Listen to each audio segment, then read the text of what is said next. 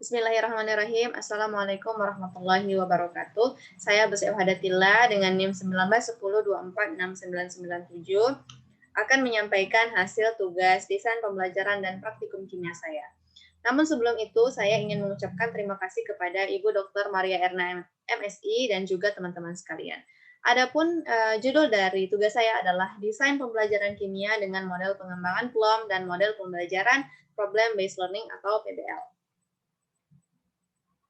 Seperti yang kita ketahui, desain pembelajaran merupakan proses keseluruhan yang akan kita lakukan pada saat kegiatan belajar mengajar. Salah satunya adalah termasuk kepada pengembangan bahan ajar. Saya memilih pengembangan model PLOM karena menurut Rohmat tahun 2012, model PLOM ini dipandang lebih luas dan fleksibel dibandingkan dengan model lain karena pada setiap fase kegiatannya dapat disesuaikan dengan karakteristik penelitian. Model PLOM terdiri dari 5 fase. Yang pertama, fase investigasi awal. Yang kedua, fase desain. Yang ketiga, fase realisasi atau konstruksi. Yang keempat, fase tes, evaluasi, dan revisi. Yang kelima, fase implementasi.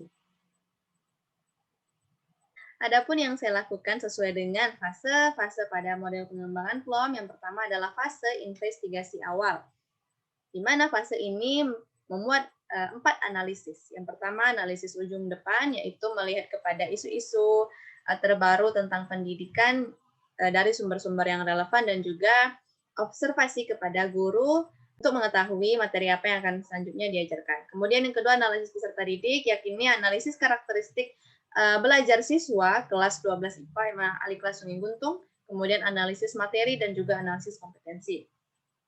Dari keempat analisis ini diperolehlah permasalahan sebagai berikut.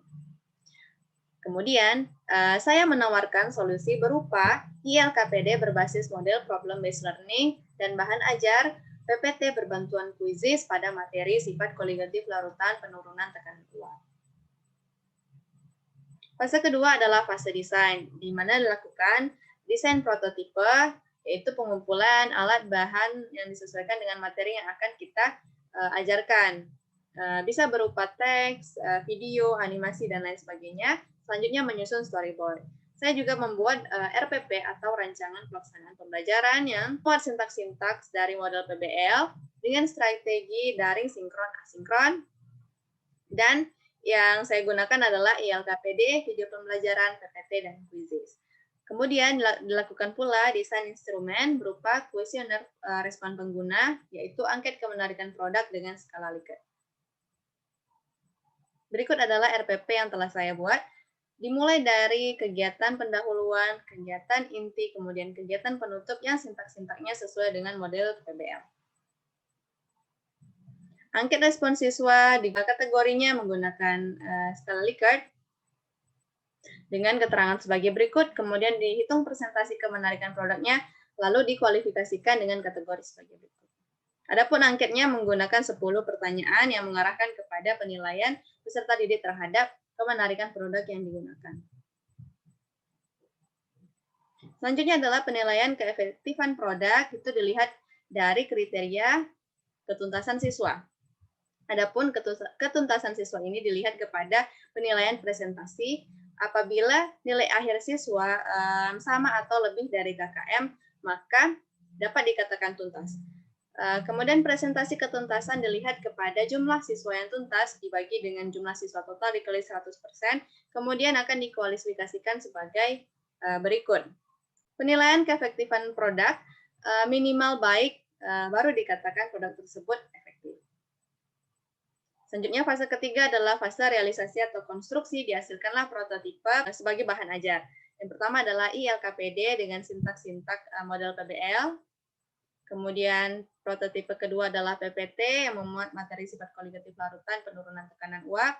Lalu yang ketiga adalah penilaian menggunakan web quizzes. Fase terakhir adalah fase implementasi yang dilakukan pada 13 Oktober 2020 secara online melalui media Zoom, WhatsApp, dan quizzes dengan jumlah responden 14 orang siswa kelas 12 IPA MA Ali kelas Sungai Buntung. Adapun hasil implementasi yang pertama adalah hasil analisis data keefektifan produk. Berdasarkan perhitungan diperoleh Jumlah siswa yang tuntas adalah 12 dari 14 orang siswa, sehingga presentasi ketuntasan menjadi 85,71%, dikategorikan sebagai sangat baik, sehingga dapat diambil kesimpulan bahwa bahan ajar yang digunakan efektif. Selanjutnya, hasil analisis angket respon pengguna diperoleh presentasi sebesar 85,14% yang dikategorikan sangat menarik. Yang terakhir adalah rangkuman alur pengembangan PLOM. Dapat terlihat fase 1, kemudian fase 2, fase ketiga, dan fase keempat yang dilakukan hanya berdasarkan asumsi penulis, dan terakhir adalah fase kelima, implementasi. Baik, itulah tadi hasil dari tugas desain pembelajaran dan praktikum kimia yang telah saya lakukan. Lebih dan kurang, saya mohon maaf. Wabillahi taufiq wal hidayah. Assalamualaikum warahmatullahi wabarakatuh.